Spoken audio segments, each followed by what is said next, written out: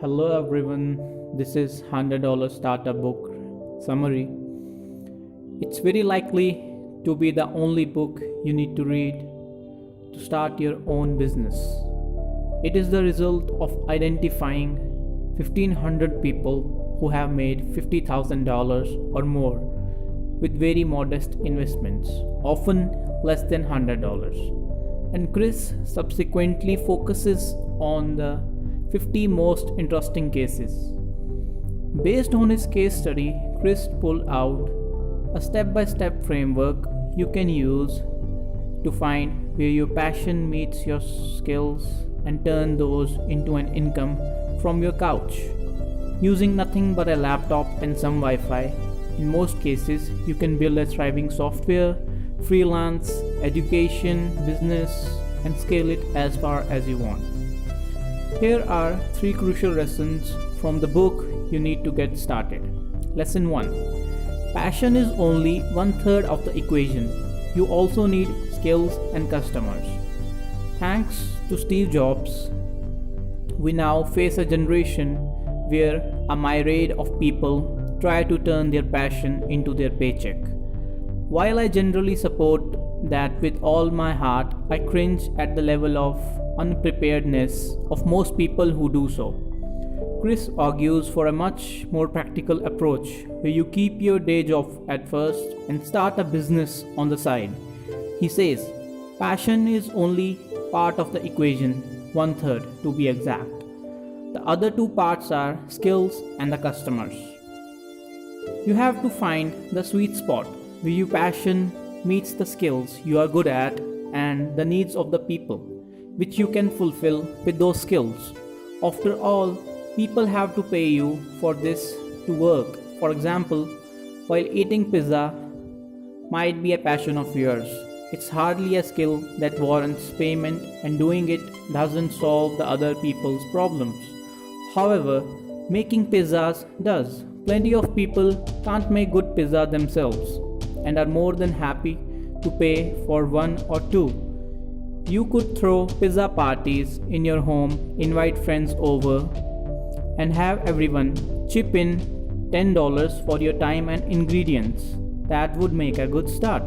So be flexible enough to stay open for a skill transformation where you learn skills adjacent to your passion and then capitalize on those as best as you can while picking up the rest as you go along. The lesson number 2 from the book is focus on low costs and being profitable to turn your hobby into a business. Unless someone pays you, your passion business is just a hobby.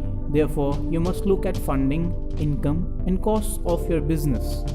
Luckily, funding is easier than ever before.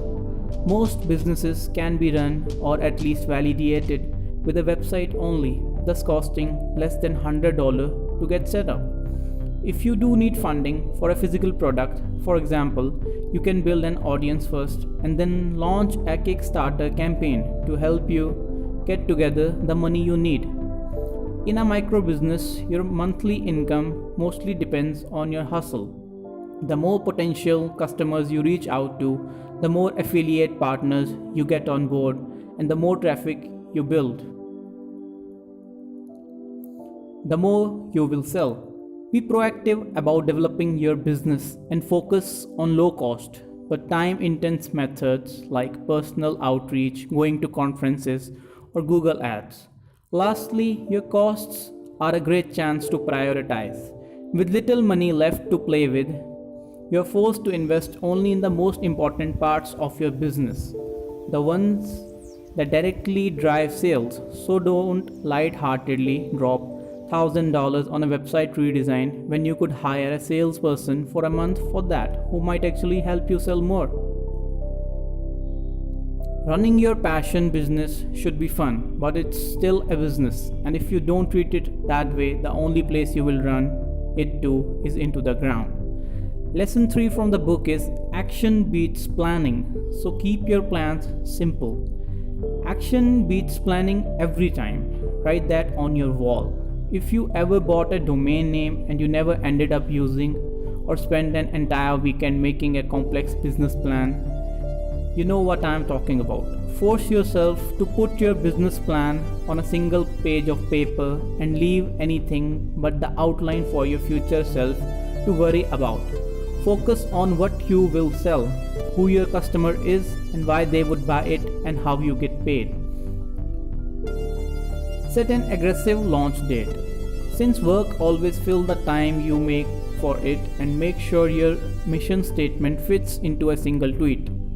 Lastly, the most important lesson from the book is when you start a business, suddenly everyone seems to become an expert and will try to give you unsolidated advice, especially if they are not even running their own business. So, don't listen to any of it. You do you. Thanks for listening, and comment below for the book you want the next to be summarized. Hope you are doing well.